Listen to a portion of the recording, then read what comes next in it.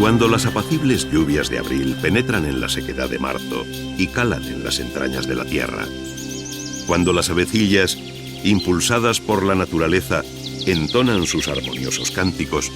ha llegado el momento tan anhelado por la gente para emprender peregrinaciones y visitar remotos países y célebres santuarios. Así comienza Geoffrey Chaucer sus famosos cuentos de Canterbury, una de las narraciones más conocidas del siglo XIV,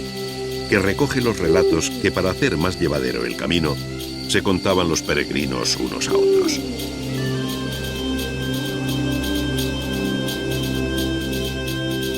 En aquella ocasión, se dirigían a visitar la tumba de Santo Tomás Becket, en Canterbury, pero el destino podía ser otro cualquiera, bien tan largo como Jerusalén, para hollar los santos lugares, bien tan importante como Roma, para postrarse ante el sepulcro de San Pedro, o tan lejano como Santiago de Compostela, en el confín de la tierra entonces conocida, en el Finis Terrae, donde la tradición afirmaba que descansaban los restos del apóstol. A lo largo del camino se debían visitar con devoción los sepulcros de santos y mártires para alcanzar toda suerte de gracias y beneficios espirituales, temporales y muy especialmente para sanar incurables enfermedades. El Liber Peregrinationis, escrito en el siglo XII y verdadera guía del peregrino medieval, decía que el sepulcro de San Martín de Tours resplandecía con frecuentes milagros,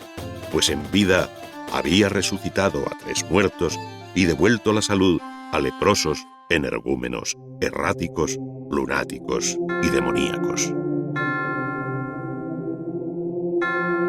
En la iglesia de San Leonardo de Limoges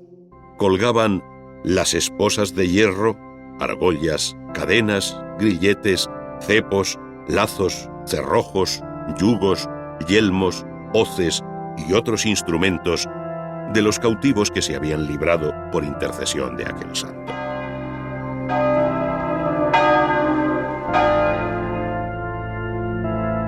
De este modo, sepulcros y reliquias como la cabeza de San Juan Bautista en Angely, el cuchillo que se utilizó en la Última Cena en Orleans, o la túnica que la Virgen llevaba el día del nacimiento de Jesús, venerada en la Catedral de Chartres,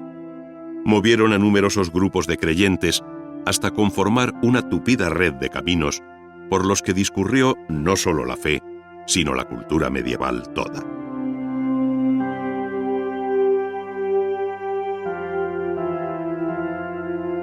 Las principales abadías en el medio rural y las catedrales de las ciudades más importantes tienen relación inmediata con estos caminos de peregrinación, que son a la vez las vías naturales de intercambio comercial y cultural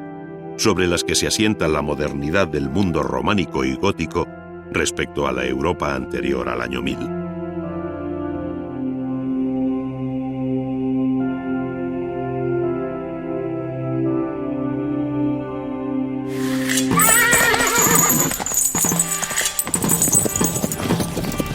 Pero no todo fue piadosa religiosidad,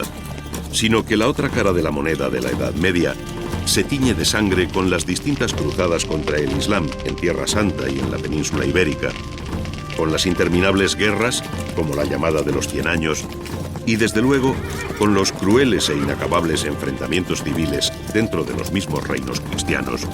como la llamada Guerra de las Dos Rosas en Inglaterra. En definitiva, una sociedad feudal en guerra permanente, donde junto al monje, al abad y al obispo, se perfilan con energía las figuras del guerrero, el caballero y el rey, todos ellos sujetos al omnímodo poder espiritual del papado. Este, sin embargo, también fue causa de atroces guerras, como las que envolvieron el exilio de los papas en Aviñón y el subsiguiente cisma de Occidente, además de todas aquellas que tuvieron su raíz en determinadas herejías, como las de los valdenses, cátaros y albigenses, que dieron lugar a la creación de la figura del inquisidor apostólico.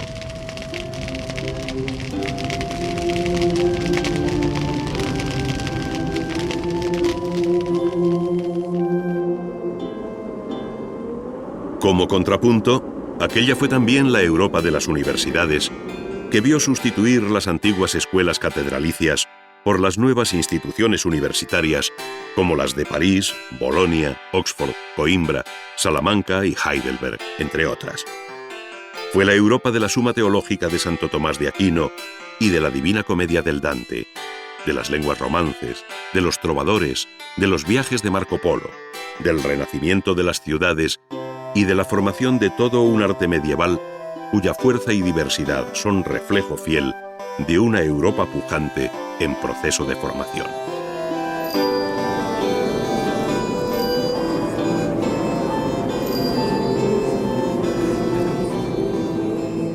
Pasado el siglo XIV,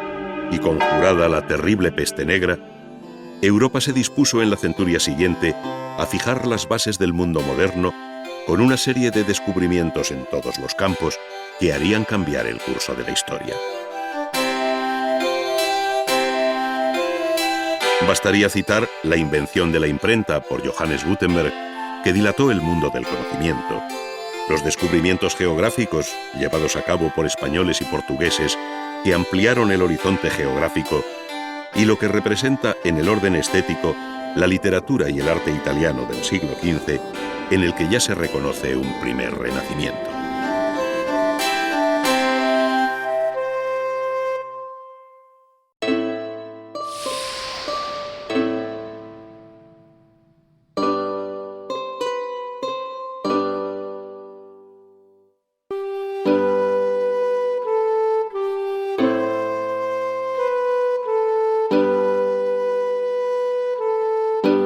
Dentro de la herencia medieval, la arquitectura ocupa un lugar de excepción, pues ella resume de modo muy explícito los dos grandes períodos de la cultura europea entre el año 1000 y el final del siglo XV, es decir, el mundo románico y el largo período gótico.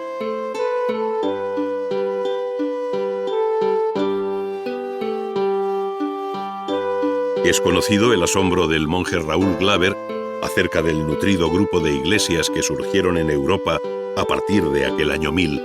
una vez vencidos los temores a los males apocalípticos que los más pesimistas habían profetizado.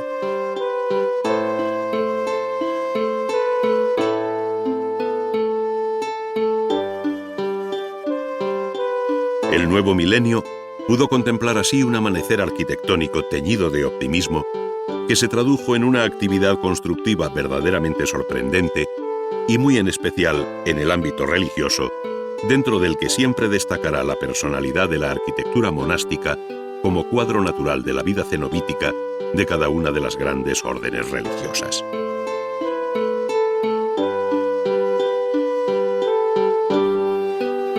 El monasterio prefigura el paraíso celestial, decía Honorius Augusto Dunensis a comienzos del siglo XII. Pero no se puede perder de vista lo que la organización monástica significó también en el desarrollo material, económico y cultural de Europa.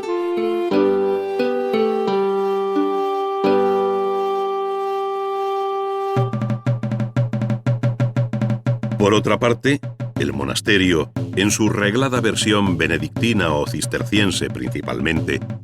representó para la arquitectura románica lo que la catedral para la arquitectura gótica, pues ambos modelos de edificios encarnaron tanto las novedades constructivas más importantes como la expresión espiritual y estética más aguda de su tiempo.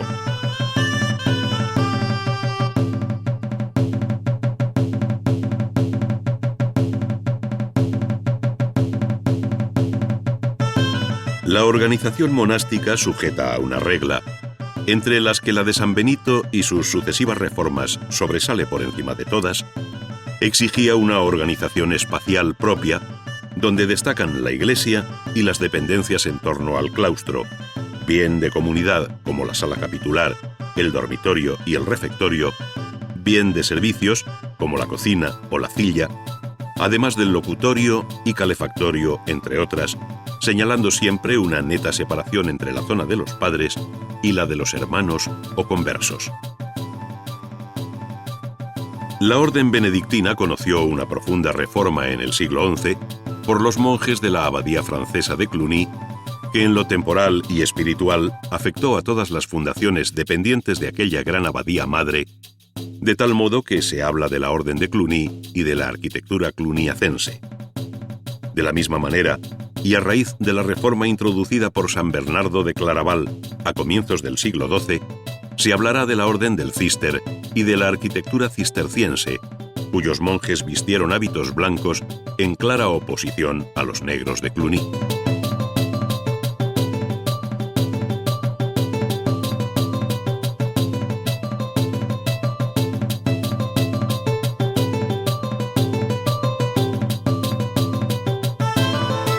Los monasterios, de una y otra orden, buscaron siempre lugares alejados de las ciudades, en un terreno fértil y con abundante agua para el cultivo de sus tierras, llegando a generar en torno a ellos pequeños núcleos urbanos, como sucedió en el monasterio benedictino de Silos, de obediencia cluniacense. Santo Domingo fue abad del monasterio desde 1040 hasta su fallecimiento, haciendo de este caído cenobio un modelo ejemplar de lo que significa el monasterio benedictino, donde la iglesia, claustro y biblioteca constituirán uno de los apoyos más sólidos de la cultura medieval en Castilla, convirtiéndose al mismo tiempo en un centro de peregrinación, dada la ejemplar vida de su santo abad. La iglesia conoció sucesivas reformas y ampliaciones hasta su sustitución en el siglo XVIII por la actual, pero en cambio permaneció intacto su extraordinario claustro, en el que tanto la arquitectura como la escultura de sus capiteles y relieves interiores representan una de las cotas más altas a las que llegó la plástica románica.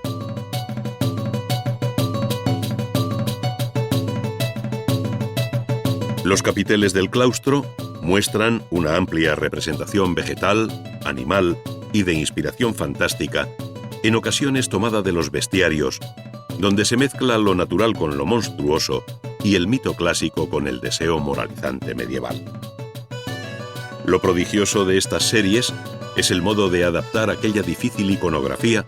cuyo simbolismo no siempre resulta fácil de desentrañar, a la superficie de los capiteles, demostrando sus anónimos autores una maestría que no tiene antecedentes en la escultura románica europea.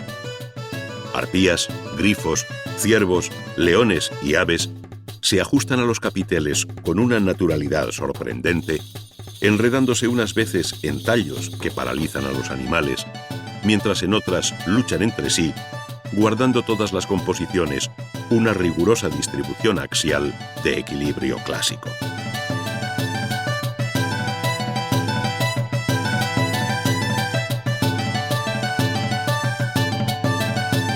Por este camino, el monasterio se convierte efectivamente en la mejor puerta de ingreso en la arquitectura de la Edad Media. Pero al mismo tiempo hay que contemplar otros factores que contribuyeron a dibujar aquel nuevo paisaje arquitectónico, como fueron las peregrinaciones.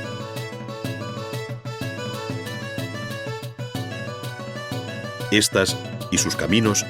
representan el riego sanguíneo que dio vida a este verdadero renacimiento arquitectónico, que no solo impulsó la arquitectura religiosa, sino también la civil y militar. A través de los caminos de peregrinación, y muy especialmente del Camino de Santiago, se formó en Europa durante los siglos XI y XII un verdadero lenguaje arquitectónico original, que sin dejar de tener personalidad propia en su amplia geografía, se manifiesta como occidental y cristiano, creando un primer y verdadero estilo internacional por encima de reinos y fronteras.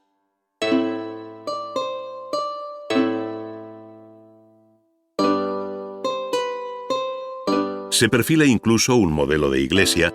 llamada de peregrinación por el modo de organizar el espacio en su interior, con una girola o nave que rodea el presbiterio, uniendo las naves laterales del templo para las procesiones y facilitar el acercamiento de los peregrinos a las santas reliquias y entierros,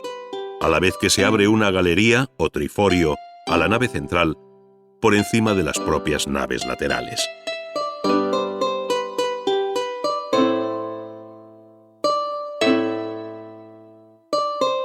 Las grandes iglesias de San Martín de Tours, San Marcial de Limoges, Sainte-Foy de Conques, Saint-Sernin de Toulouse y finalmente, la más hermosa de todas ellas, Santiago de Compostela, obedecen a este original tipo. Todas ellas tienen en común no solo la disposición en planta, sino el empleo de fórmulas constructivas que definen bien este período a base de potentes muros y pilares para sostener pesadas bóvedas de cañón, cuyos empujes se contrarrestan exteriormente con unos estribos o contrafuertes. Este sistema constructivo conoció un cambio radical dentro del mismo siglo XII, cuando empezaron a construirse las primeras bóvedas nervadas que aligeraban el peso y costo de la construcción, haciendo a la arquitectura más sabia y refinada. Se podía construir con más seguridad, se podía alcanzar mayor altura, sus interiores eran más luminosos, es decir, toda una serie de ventajas tales que hizo posible que Francia, entre los siglos XII y XIII, levantara las catedrales de Laon, París, Chartres, Reims y Amiens, entre otras.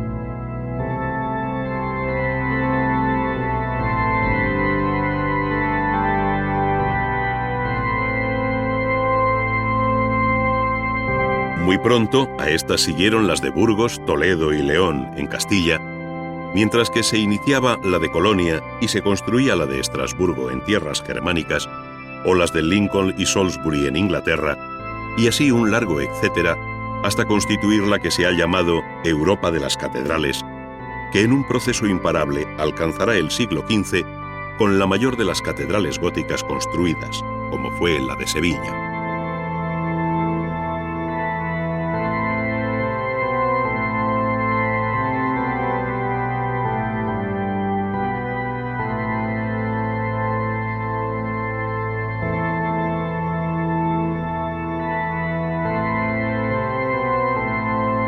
Pocas catedrales, como la de Notre-Dame de París, en la isla de la Cité,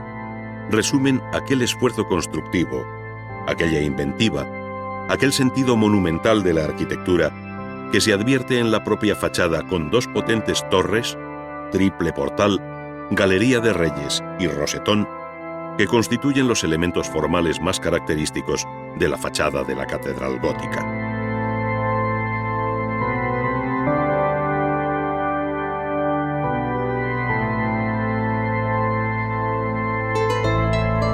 Muy distintos son sus flancos, que dejan a la vista contrafuertes, arbotantes y pináculos, con mucho de compleja arboladura marinera, y que no son sino los elementos que permiten la limpieza interior de sus naves, cuyos empujes recogen todos estos elementos exteriores.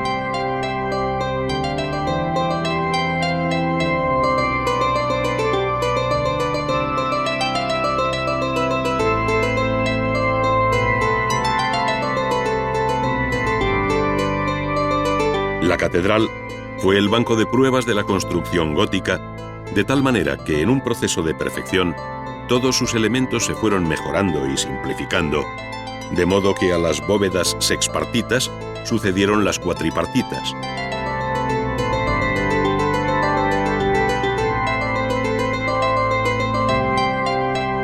Los pilares fueron cada vez más esbeltos, las naves ganaron altura, las fachadas se enriquecieron y en un proceso de transformación, el gótico avanzó hasta finales del siglo XV en una línea de cierto barroquismo estructural y decorativo.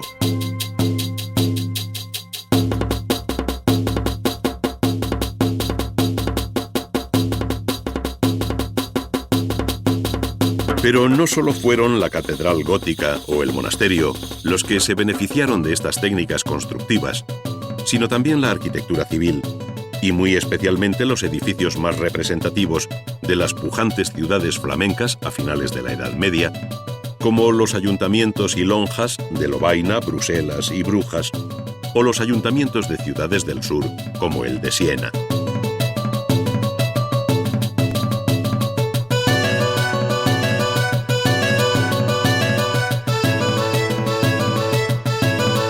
A su vez, la arquitectura militar, por su propia naturaleza, no podía participar de la frágil delicadeza de la arquitectura religiosa, pero también se reconoce como obra gótica en muchos de sus elementos defensivos, y sobre todo en los edificios que defiende su recinto, como sucede en el de Carcassonne.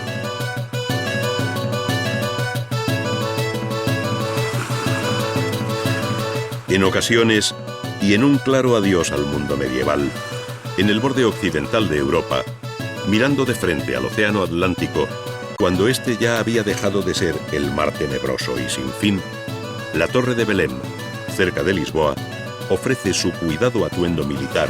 en este mitad castillo, mitad barco de piedra gótico.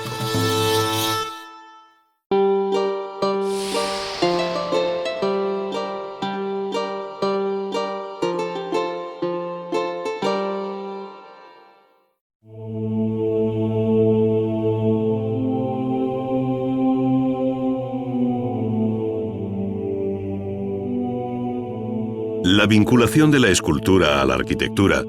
y su ambición monumental definen en buena medida dos de los rasgos generales más característicos de la escultura románica. En ocasiones, los relieves llegan a cubrir enteramente la fachada del templo románico, pero más frecuente aún es la configuración de un tipo de portada, con o sin parteluz, donde la escultura invade todos sus campos. Se adelanta allí el programa iconográfico que los pintores desarrollarán en el interior, muy especialmente si se atiende a la representación que aparece en el tímpano sobre el dintel de entrada, donde surge poderosa la figura de Dios Padre, la Majestas Domini, o bien el Cristo resucitado dentro de una mandorla, acompañado por los símbolos de los evangelistas o tetramorfos, según la visión de San Juan en el Apocalipsis. Se hace así patente aquella expresión de Sicardo, obispo de Cremona, cuando a finales del siglo XII escribía que la puerta de la iglesia es Cristo, recordando la parábola recogida por San Juan en su Evangelio, en la que Jesús dice: «Yo soy la puerta, el que entrare por mí se salvará».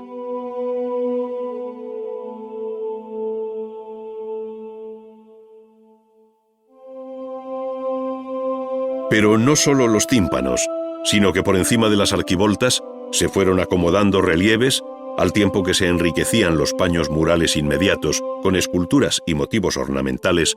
que ponen en evidencia el inicial influjo de la miniatura y del trabajo en marfil en aquellos primeros escultores del siglo XI.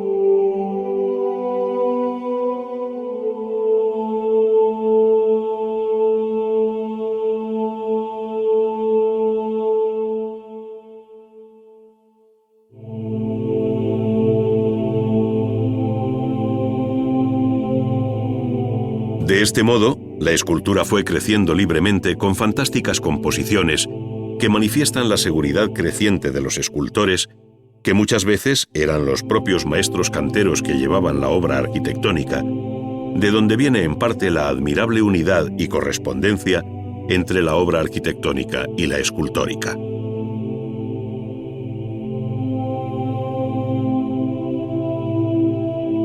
No hay duda de que estas ricas portadas de iglesias, abadías y catedrales, como manifestación externa de la casa de Dios, fueron el punto culminante del templo al que con más cuidado y gasto se atendió, bien bajo una rica ordenación columnaria, bien cediendo todo el protagonismo a la escultura, como en el célebre Pórtico de la Gloria de la Catedral de Santiago de Compostela, obra del maestro Mateo. Esta obra, terminada en 1188, representa una de las páginas más extraordinarias de la escultura románica, donde las figuras de apóstoles y profetas parecen iniciar una conversación entre ellos, con tal naturalidad en los gestos y actitudes que dejan muy atrás el hieratismo de las estatuas columnas del maestro del Pórtico Real de Chartres.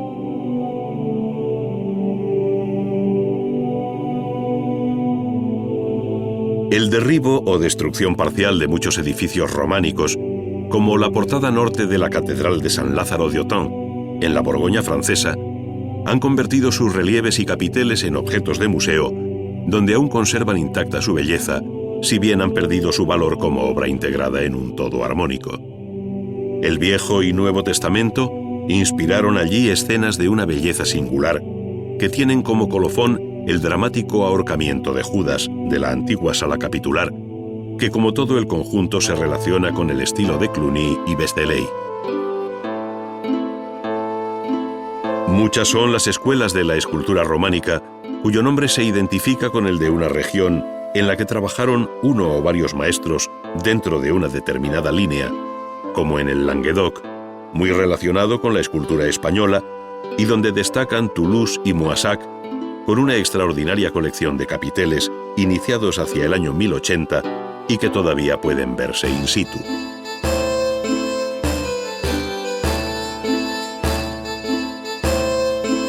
Algo análogo sucede en la abadía benedictina de Silos, cuyos capiteles del claustro, algo más tardíos que los de Moissac, muestran un mundo de imaginación sin límites, donde sirenas, pájaros y laberínticos tallos encierran otras figuras menores. Contra este tipo de imágenes se mostró muy crítico San Bernardo cuando en su apología a Guillermo de Saint-Thierry, escrita hacia 1121, dice: «Y además, entre los hermanos que leen en los claustros, ¿qué hace allí la ridícula monstruosidad? Una cierta admirable belleza deforme y una deformidad bella. Tan admirable variedad de formas diversas que aparecen por todas partes hace que sea más agradable leer en las piedras que en los códices, y ocupa todo el día el admirar estas cosas singulares en lugar de meditar la ley de Dios». Era la reacción del Cister contra el rico arte de Cluny y los benedictinos, que no dudaron, como en Silos, en enriquecer sus iglesias y claustros no solo con aquellos capiteles, sino con grandes relieves a modo de estaciones, como el que representa la Duda de Santo Tomás.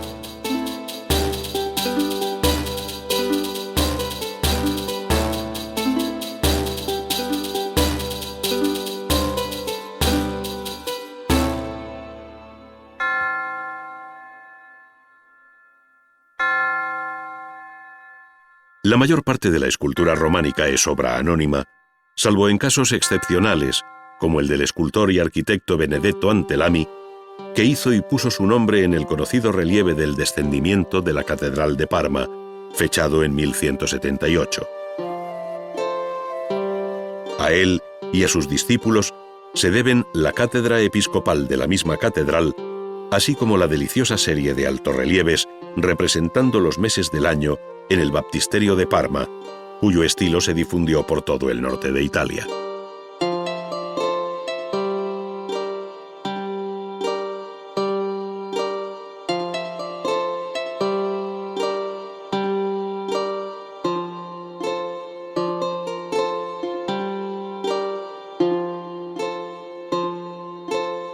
Entre los rasgos más originales de la escultura románica italiana se encuentran las grandes puertas de bronce montadas sobre madera, cuya superficie se divide en una cuadrícula con escenas en relieve ilustrando el Nuevo Testamento.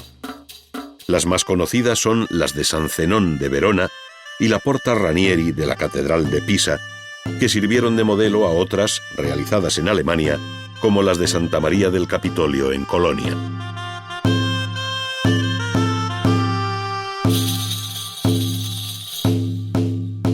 La escultura gótica, a partir del siglo XIII, siguió estando vinculada a la arquitectura, pero fue abandonando paulatinamente los temas propios de la anterior etapa románica, al tiempo que fue ganando realismo e independencia respecto al soporte arquitectónico. Pocas obras tan expresivas de esta autonomía y afirmación de un concepto plenamente escultórico como las figuras de la portada principal de la Catedral de Reims, ejecutadas entre 1230 y 1260. Quedan ya muy atrás los recuerdos de las estatuas columnas, y aunque situadas en un lugar análogo, las figuras tienen vida propia, pudiendo observarse la intervención de diferentes manos. Así, mientras el grupo de la Visitación muestra en las actitudes, rostros y sobre todo en el estudio minucioso de los ropajes un cierto espíritu antiguo, de aplomo clásico, el autor o taller que hizo el grupo de la Anunciación se muestra más tradicional en la figura de la Virgen y plenamente gótico en el sonriente arcángel, cuyo ademán y expresión son muy característicos de la escuela de Reims. La influencia de la escultura francesa en Europa fue decisiva en el siglo XIII, siendo los países germánicos y España donde mejor se puede seguir su rastro. Las catedrales de Naumburgo y Bamberg cuentan con una excepcional serie de esculturas que, al tiempo que denotan la influencia de los talleres franceses, ponen de manifiesto rasgos propios, bien en el plano realista, bien en una línea de idealismo y belleza difícil de superar, unida a una técnica que recuerda la de los paños mojados de la antigüedad.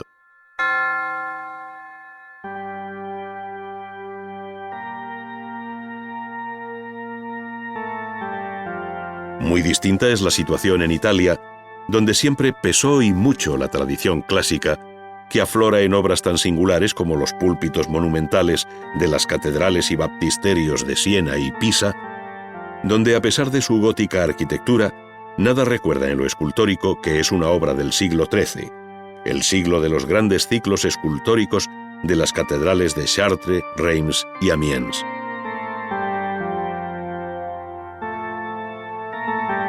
En efecto, sus relieves, basados en obras romanas que los autores tuvieron a la vista, dejan ver la concepción estática de la composición, el modo de vestir y los tipos propios de la escultura clásica, muy alejados de los modelos góticos de Francia. La concepción de estas obras se debe a los Pisano, Nicolás y Giovanni, que también evolucionaron hacia un mayor realismo y movimiento, como evidencia el púlpito de San Andrés de Pistoia.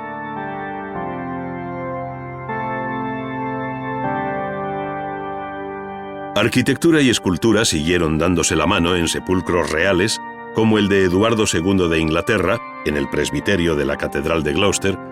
donde la figura yacente del monarca, realizada en alabastro, descansa bajo una calada composición arquitectónica del siglo XIV.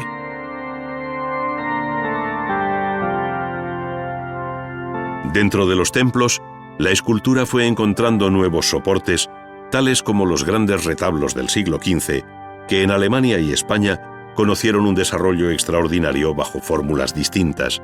a modo de tríptico en ocasiones, que se convierten en una verdadera puesta en escena de la historia de la salvación.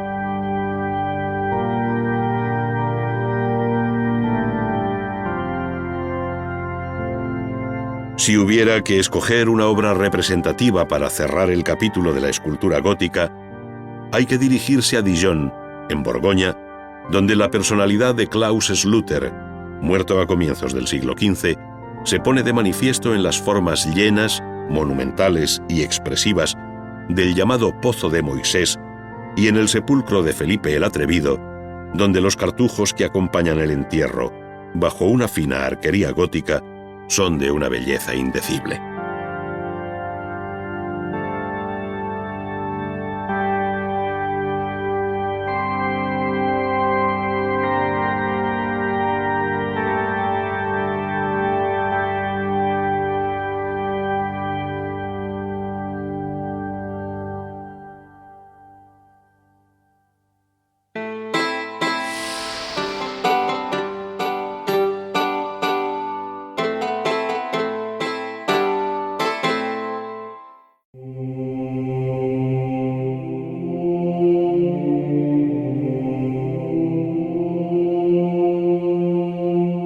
Después del año 1000, la pintura vivió un verdadero renacimiento,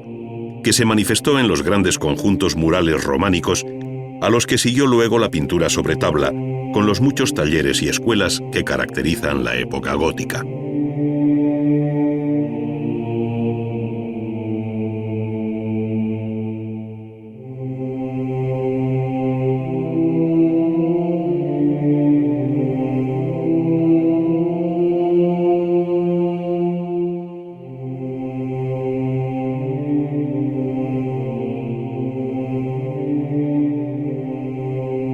Entre los siglos XI y XII, las iglesias románicas vistieron sus muros y bóvedas con un mundo de color e imágenes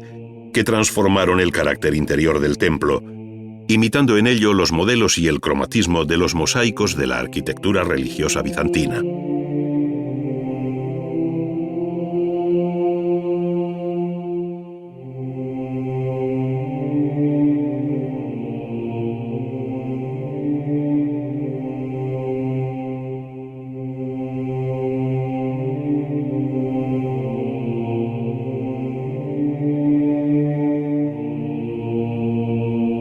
técnica que se remontaba a la época romana, esto es, la pintura al fresco, y con una mano de obra relativamente barata, se simplificaron en Occidente las finas y costosas labores de los hábiles artistas bizantinos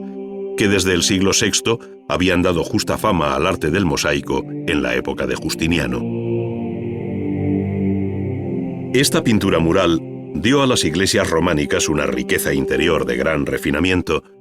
que en ocasiones ocultaba la rudeza de su construcción o el pobre aparejo de sus muros y bóvedas. Allí surgió una amplia iconografía que con un carácter didáctico se inspiraba en el Antiguo y Nuevo Testamento,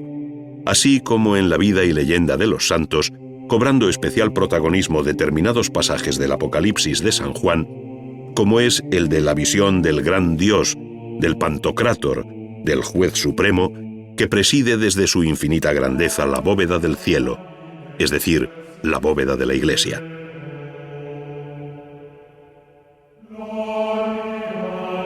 Al instante, escribe San Juan, fui arrebatado en espíritu y vi un trono colocado en medio del cielo, y sobre el trono uno sentado. El que estaba sentado parecía semejante a la piedra de jaspe y a la sardónice, y el arco iris que rodeaba el trono parecía semejante a una esmeralda.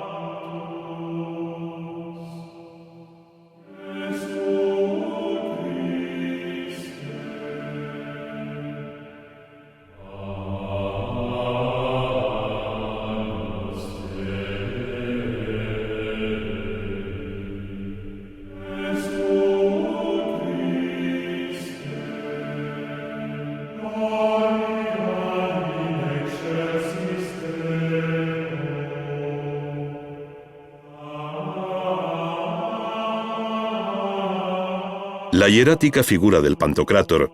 y aquel arco iris que los artistas de la Edad Media interpretaron como un halo de color en forma de almendra llamada mandorla,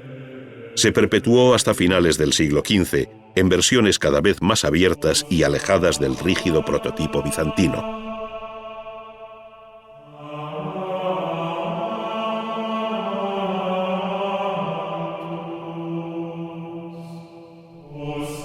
Una de sus últimas y más completas versiones se encuentra en el célebre tríptico del Juicio Final del pintor flamenco Hans Memling, en el que el Pantocrátor apocalíptico se ha convertido en el Hijo del Hombre, el Cristo resucitado del Evangelio de San Mateo, que mostrando las llagas separa el día del juicio a los bienaventurados de los réprobos. Para estos, la espada de doble filo que sale de su boca condenándolos al fuego eterno. Para aquellos, la rama de lirio con la que les invita a participar en el reino de Dios.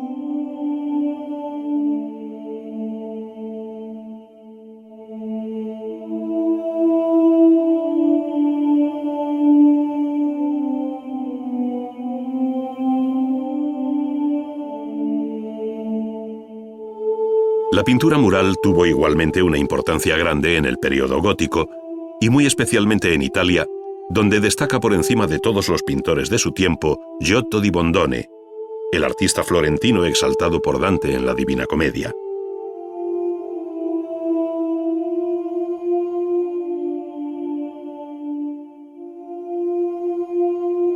Giotto abandonó los hieráticos modelos bizantinos e, inspirándose en la naturaleza, dio nueva vida a sus figuras y composiciones, siendo su obra más conocida el conjunto que sobre la vida del Poverello de Asís pintó al fresco en la iglesia de San Francisco de esta ciudad italiana y que luego ampliarían otros pintores.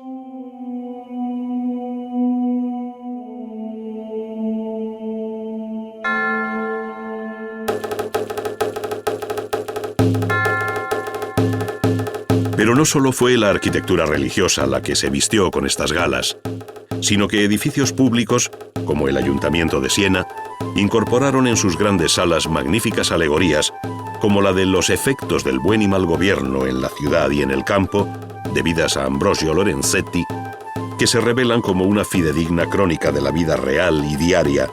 en la que la arquitectura de la ciudad, como escenario urbano, cobra un protagonismo singular. En otra de sus salas, la del Mappamundi, se ve al capitán Guido Riccio da Fogliano en un solitario campo de batalla ante la ciudad de Montemassi, perpetuando así un hecho de armas favorable a los sieneses y que Simone Martini interpretó con un marcado acento de caballeresca poesía que hace pensar en la belleza de la pintura medieval en su vertiente laica.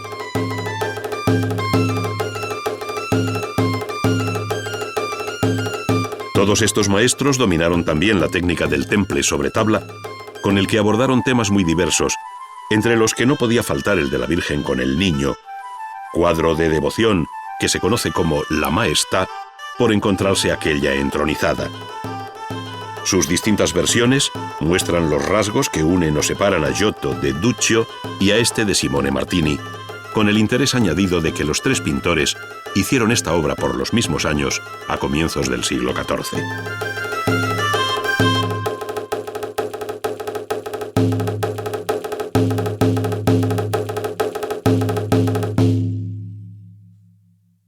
La Edad Media se cierra con el siglo XV, y mientras Italia había iniciado su particular aventura hacia el redescubrimiento del mundo clásico, sentando las bases del Renacimiento, la pintura del resto de Europa vivió bajo el hechizo e influencia de la pintura flamenca, que cuenta con una larga nómina de artistas, como los Van Eyck, maestro de Flemalle, Van der Weyden, Memling y Bouts, entre otros, a los que se conoce genéricamente como los primitivos flamencos, si bien su arte nada tiene de primitivo, sino muy al contrario, es de un refinamiento exquisito, de tal manera que representa una de las páginas más brillantes y de mayor personalidad de la historia universal del arte.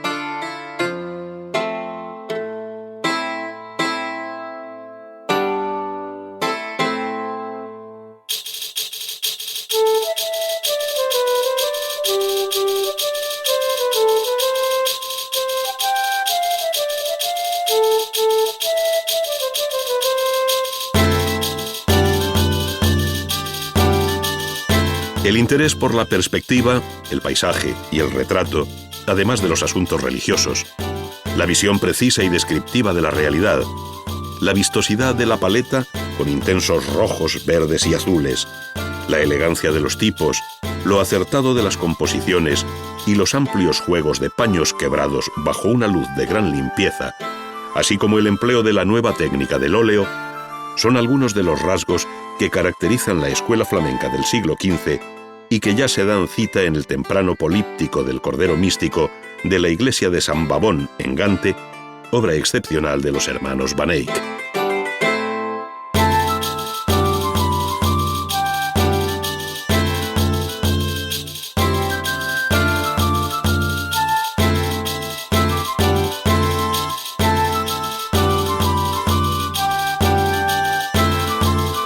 La pintura flamenca tuvo un influjo decisivo en la pintura europea del siglo XV, a excepción de Italia, imitando sus composiciones, tipos, actitudes y colores, y compartiendo todos un realismo dominante, detrás del que se descubre la personalidad del pintor español, francés, portugués o alemán.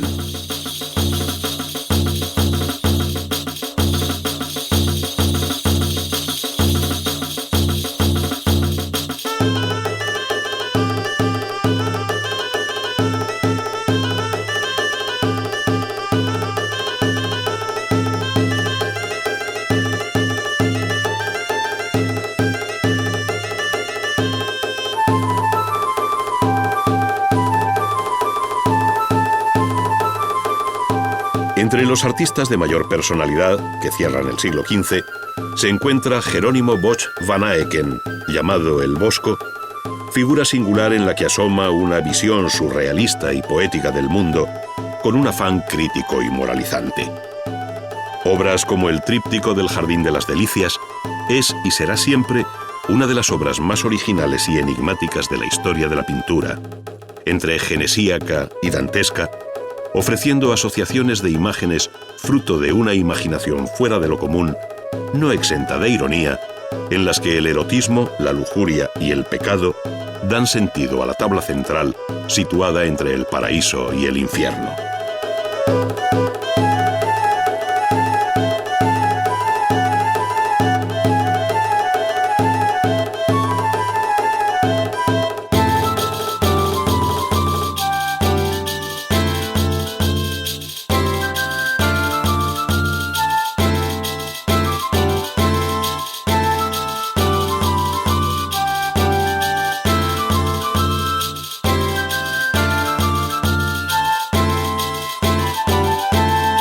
La personal visión del Bosco se pone de manifiesto en la concepción misma de la obra,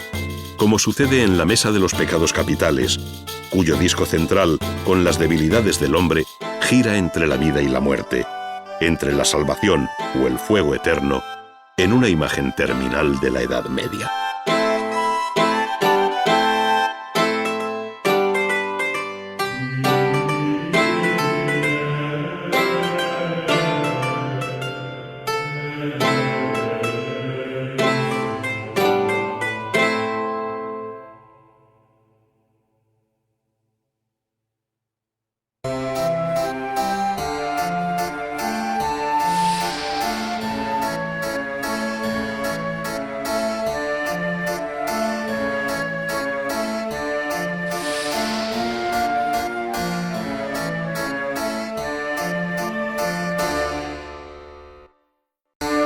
El dominio del fuego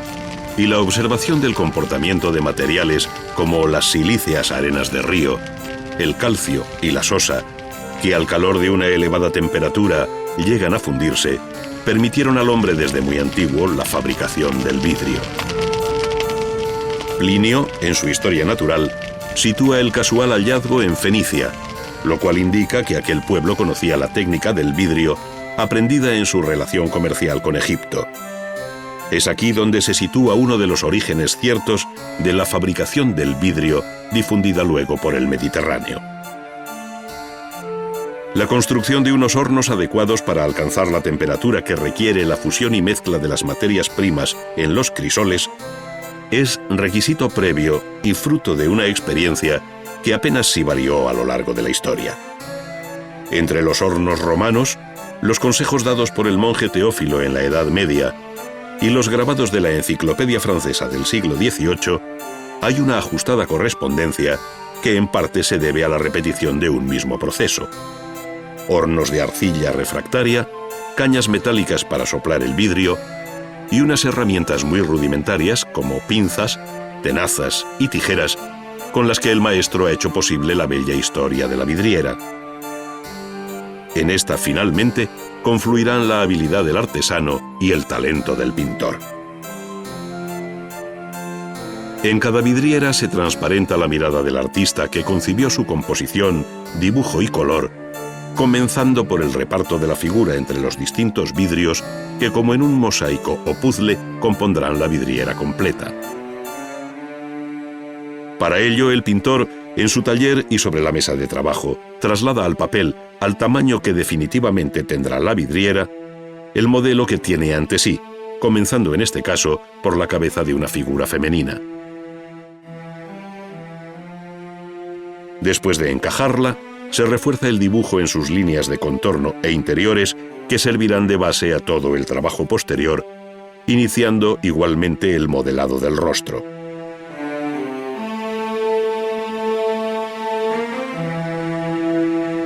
Esta misma operación se repite sobre el papel hasta completar los motivos y formas que corresponden a cada uno de los vidrios, cuyas emplomadas y negras líneas de unión también se han reflejado sobre el dibujo.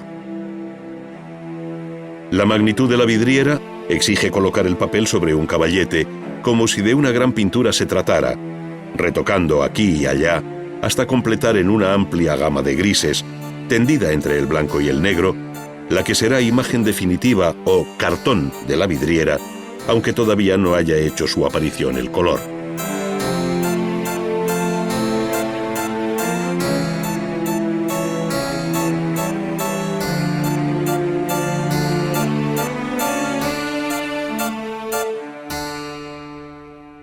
Al día siguiente, al amanecer, y frente a la limpia luz que invade de nuevo el taller, el pintor continúa su trabajo en medio del silencio y orden que éste exige. Primero extiende sobre la mesa una suerte de mapa mudo de la vidriera en el que están dibujadas sus piezas. Después, a contraluz, escoge de un muestrario el color que señalará a cada vidrio, escribiendo su nombre sobre el papel o poniendo una marca equivalente como se hacía en la Edad Media. Recorta luego cada fragmento por la línea que más tarde ocuparán los plomos, de tal modo que cada uno de los papeles servirá de plantilla individual bajo el vidrio del color seleccionado. Provisto de una punta de diamante, el maestro lleva el instrumento de corte sobre la línea exterior que corresponde a cada vidrio y así, con la misma seguridad con que estas manos antes dibujaban, ahora siluetean y cortan uno tras otro los quebradizos fragmentos de vidrio laminado.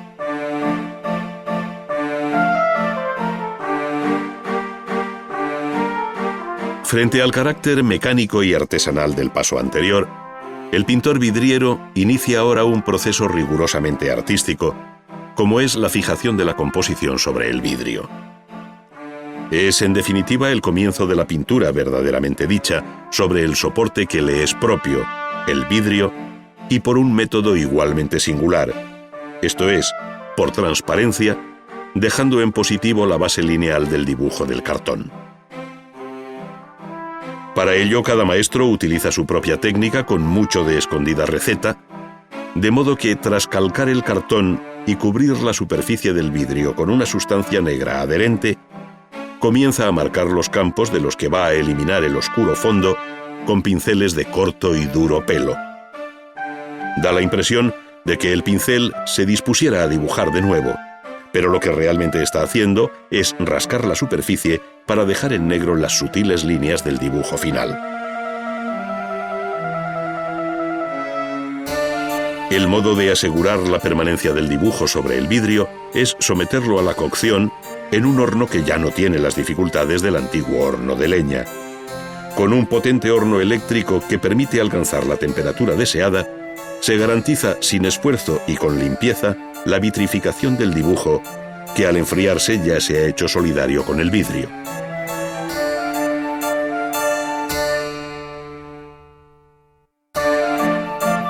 Sobre un gran cristal plano que actuará de bastidor, y dejando ver bajo sí la plantilla general con la distribución de los vidrios, se van colocando estos para proceder a un primer montaje.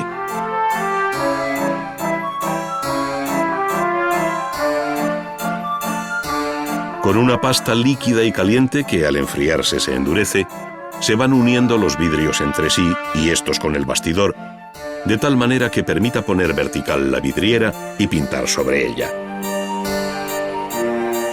Esta delicada operación debe ser reversible para poder desmontar los vidrios después de una nueva capa de pintura e introducirlos otra vez en el horno. De ahí que la sutura sea sutil y fácil de eliminar. Suprimidas las rebabas, el plano queda preparado para que el pintor comience a trabajar. Para esto coloca previamente el frágil pero pesado bastidor sobre un caballete vertical, como si fuera una tabla o lienzo, teniendo a la vista el cartón, que es del mismo tamaño. Sin embargo, en este punto hay que recordar que el pintor vidriero no trabaja sobre un plano opaco, como la tela o la madera, sino traslúcido, por lo que es aconsejable contar con una luz posterior para mejor medir los efectos finales por transparencia.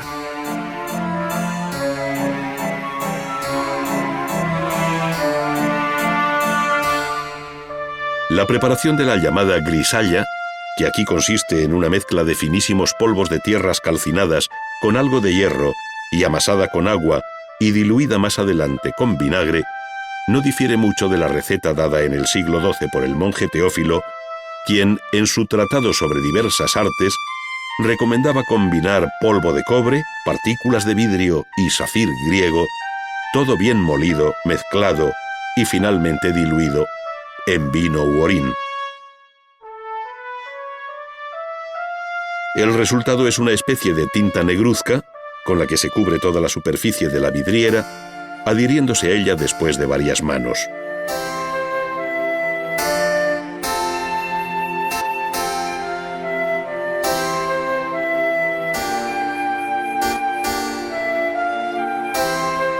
Una vez seca y uniformemente repartida, deja sobre el vidrio una capa grisácea y mate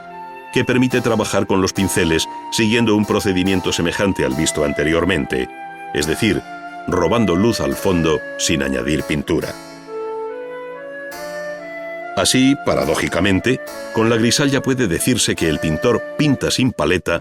al tiempo que utiliza una amplia serie de pinceles con los que perfila, modela las formas y matiza el color, pero a base siempre de rebajar los fondos o de mantener la grisalla.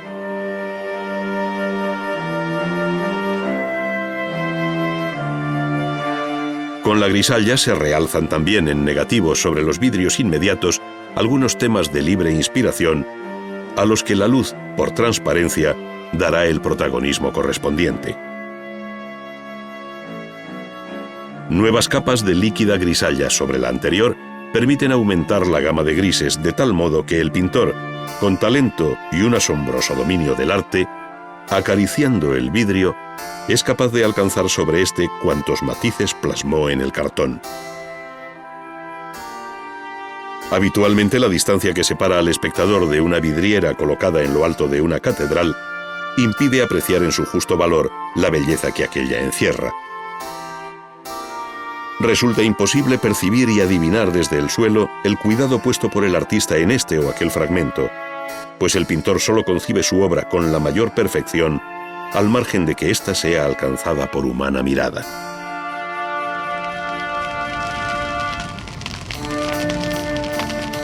Las operaciones vistas hasta ahora se han hecho por una cara del vidrio, esto es, por la que mira hacia el interior del edificio donde la vidriera estará siempre más protegida.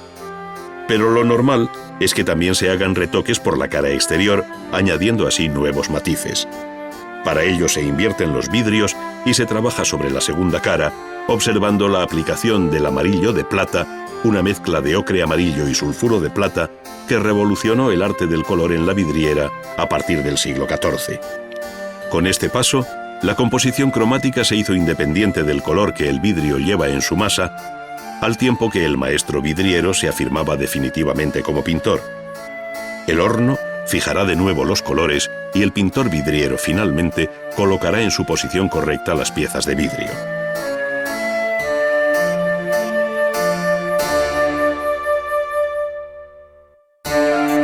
Los muchos oficios que en el arte de la vidriera se juntan obligan a volver de nuevo al fuego,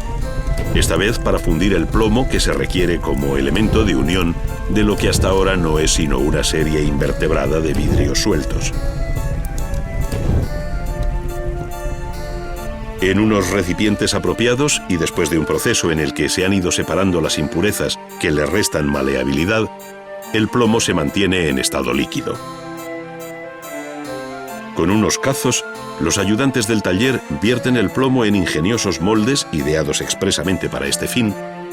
de modo que al enfriarse y desmoldar queden unos lingotes que luego conocerán un proceso de sucesivo refinamiento hasta dar con la sección y perfil deseados.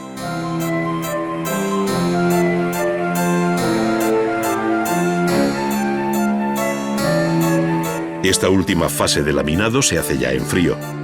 De ahí la importancia de la calidad del plomo para que conserve su ductilidad sin perder firmeza,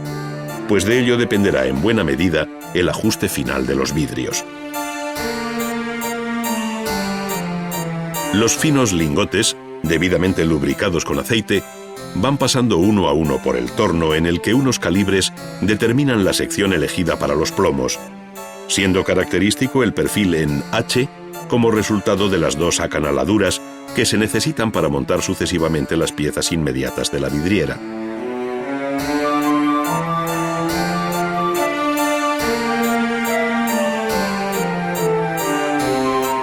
El emplomado de los vidrios es tarea paciente que el maestro deja en manos de los más jóvenes ayudantes, que muchas veces en la historia de la vidriera son sus propios hijos. Estos, en estrecha colaboración y bajo la dirección del padre, conservaron fórmulas y secretos de taller que adquirieron gran personalidad. Ahí están nombres como el de Arnau de Flandes y sus hijos, que trabajaron en Castilla, o el de los Fontanet, activos en Cataluña, para probarlo. Cada uno de los vidrios es ajustado sobre la plantilla muda entre los plomos, procurando ceñirlos bien al perfil de las piezas para evitar luego deformaciones y alabeos. Se cortan los excesos, adaptando su longitud, se repasan los bordes para que las cejas del plomo aprieten bien el vidrio por una y otra cara y se prepara todo para proceder a la soldadura. Con estaño se van uniendo luego todos los puntos de encuentro por ambas caras para pasar por último al cementado, donde con una masilla muy líquida o cemento de vidriero, compuesto con blanco de España y aceite de linaza, se rellenan todas las junturas.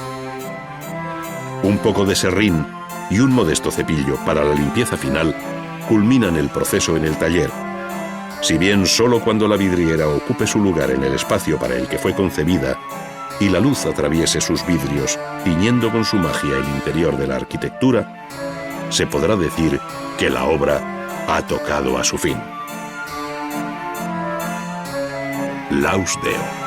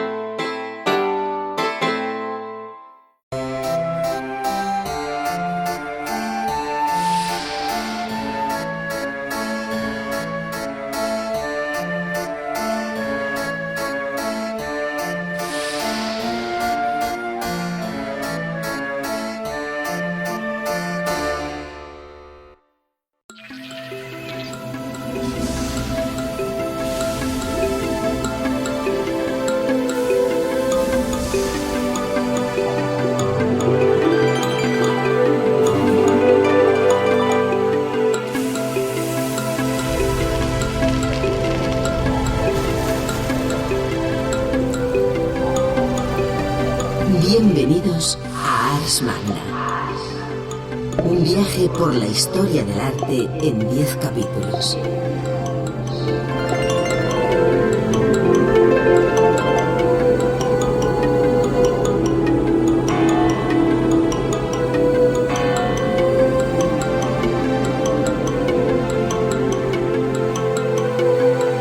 A través de sus contenidos podrán recorrer la evolución de las diferentes disciplinas artísticas, conocer el arte producido en los 5 continentes y descubrir las técnicas empleadas por pintores, escultores, artesanos y constructores.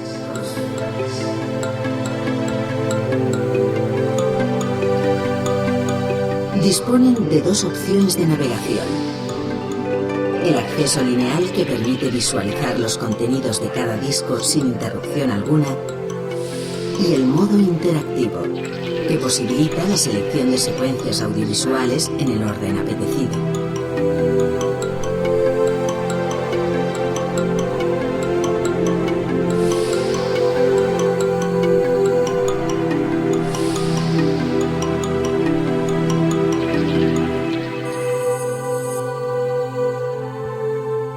Sumando a distancia les permitirá recorrer y seleccionar las opciones dispuestas en los distintos menús.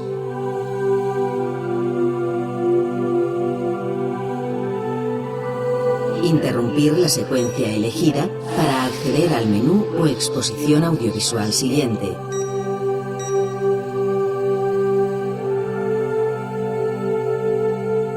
Cambiar el idioma de consulta sin interrumpir la secuencia en curso.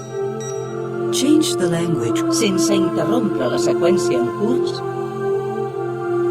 Y manejar su lector DVD como cualquier aparato de vídeo doméstico.